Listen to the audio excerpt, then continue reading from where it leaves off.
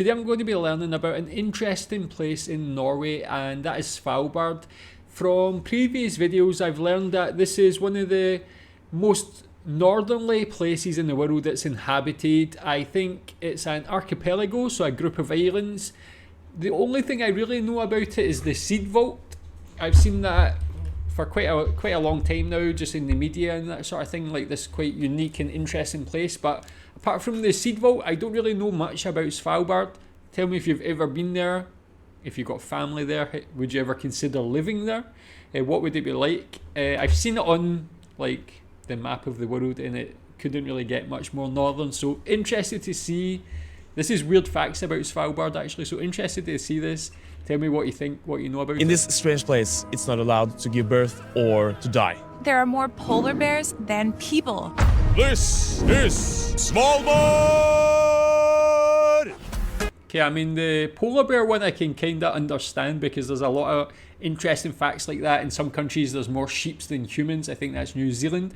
But the fact you're not allowed to be like to give birth or to die there even, I mean, how do you even plan for that? But yeah, I want to know more. So if you would like to hear some more useful and strange facts about this unique place, follow along. Svalbard is a Norwegian archipelago, which is located 930 kilometers from mainland Norway. And so 60% of the landmass is covered by glaciers. And did you know that all of this is actually considered a desert? No way! Yeah, Svalbard is considered a polar desert or an Arctic tundra. It is not illegal to be... I wonder what makes it a desert. How do they define that in that sense? Yeah, maybe it's just remote, like how deserted it is. But what makes it a desert? illegal to be born or to die here, but pregnant women do travel to mainland to give birth. And the cemeteries in Svalbard are no longer accepting newcomers because the permafrost in the ground actually preserves the bodies and ends up pushing things to the surface. Okay, that's kind of creepy. Should we go somewhere else? Yeah, let's go. I mean, it is a kind of beautiful place to be buried, man. That's like, you gotta say, I mean, I've seen a lot in Norway, the mainland, and how beautiful it is. Even just like this place is just so nice, so imposing, these hills and things like that.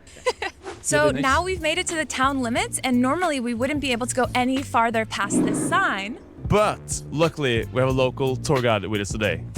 If you leave any of the settlements in Svalbard, you are required to take a rifle or a flare gun because of the polar bears. But you can't makes bring your sense. rifle with you into the stores.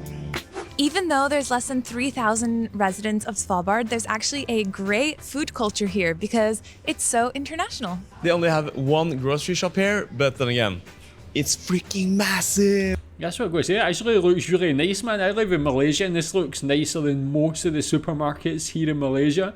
It actually looks quite trendy. A lot of products and things like that. That'd be quite interesting just to visit that as well. I kind of, when I go to different countries, I do like to visit supermarkets, weirdly enough. This one looks quite intriguing. And because so much is flown in or brought in on a ship from the mainland, things can get quite expensive. But on the other hand, a lot of things can also be much cheaper here because of the unique tax system that exists in Svalbard. Sometimes it can take up to 10 days before the groceries get here. So get your butter while you can. Here in Svalbard, between April and August, it's midnight sun, which means that the sun never sets underneath the horizon. Even though we have a lot of daylight in September, we're actually losing 20 minutes every day. And then for 3 whole months in the winter, it's polar dark, no sun at all. We do take a lot of vitamin D. Svalbard also has its very own type of reindeer. It has short legs and like chunky bodies. cute, man. It's kind of like a duck's version of a reindeer. There hasn't been a cat in Svalbard since 2021. The cat pen is very important in preserving the wildlife of Svalbard. Svalbard is also home to some of the world's most northern places, like Northernmost hairdresser, northernmost gas station, northernmost university, the brewery, and northernmost church.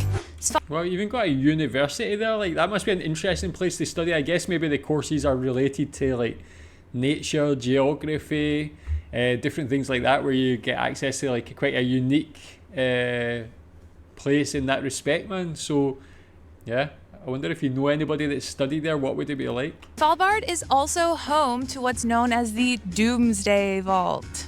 The Svalbard Global Seed Vault stores over 1 million seed varieties from around the world deep inside a frozen mountain, acting as humanity's ultimate backup plan for food security in case of global disasters. This might be Does anybody ever try and do anything negative to that? Like, it seems like quite a target for people who would want to do bad things to that. Is that ever a worry? It looks like just there in the hill, man. It's like amazing, such an important place, and it just looks like that. It's like quite. I mean, it's quite nice minimalist architecture for such a small entrance, but how important? It's like one of the most important places in the world, really. Global disasters.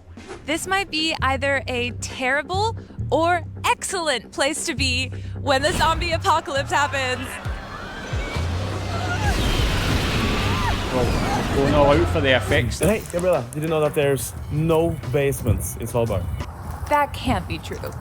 All of the buildings in Longyearbyen are built on top of stilts due to the permafrost in the ground. Or, I'm sorry, there's like 3 houses here that's not on top of stilts.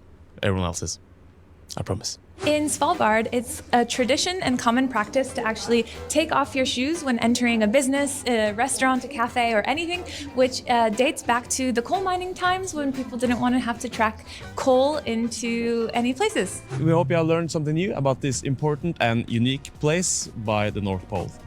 Yes, and just remember that as long as you're not a cat, you are welcome to visit Svalbard and all its extraordinary wonder all year round. That does seem like a nice place to visit, actually. Like a lot of interesting things there. Quite a unique place. I wonder how that compares to even like normal Norway, if that's kind of weird for Norwegians to hear all those things. But yeah, tell me if you would ever consider visiting there, even just for a holiday or something, if you're from Norway. Yeah, a lot of cool things. Tell me what you think about Svalbard. Thanks.